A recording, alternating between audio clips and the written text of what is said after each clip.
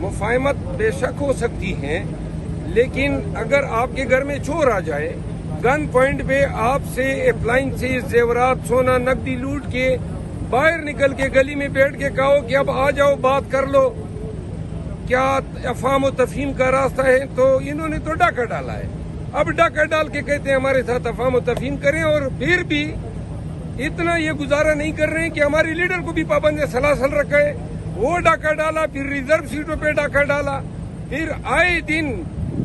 یہ جو ہے ہمیں سانس لینے تک نہیں دے رہے ہیں، کہتے ہیں مفاہمت، ہوائی باتیں ہیں، اور پھر آخری بات ڈاکوؤں سے مفاہمت نہیں ہوتی ہے۔ دوسری بات ہے جو کل کی انہوں نے کیا پارلیمنٹ کی، وہ ہم بہت سیریسلی لے رہے ہیں، بہت سیریس، وہ ہمارا رائٹ تھا، ہم نے ریکویزیشن کیا تھا، عدلیہ کے لیے کیا تھا، ہمیں اجازت نہ دینا، عمر صاحب کو پوائنٹ آف آرڈر پہ نہ بولنے دینا، اس کی ہم مذمت بھی کر چکے ہیں، ہم مذمت بھی کر رہے ہیں، ہم نے اسپیکر کو ریمائنڈ بھی کرایا کہ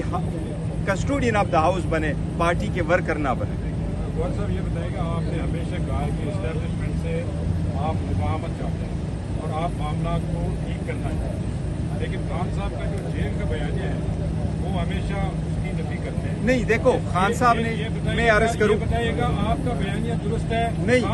خان صاحب کا ہی بیانی ہے، اور خان صاحب ہی کا بیانی ہے بڑا کیٹیگوریکل ہے کہ فوج بھی میری ہے، فوج بھی میری ہے، پاکستان بھی ہمارا ہے، ہم یہی کرتے، کسی کے ساتھ ہم تو نہیں لڑے، ہم نے کسی کے ساتھ نہیں لڑنا کرنا ہے، اور ہم چاہتے ہیں یہ وہ لوگ ہوں گے جو چاہتے ہیں کہ سب سے بڑی پاپولر پارٹی اور پاکستان کے کسی ادارے کے درمیان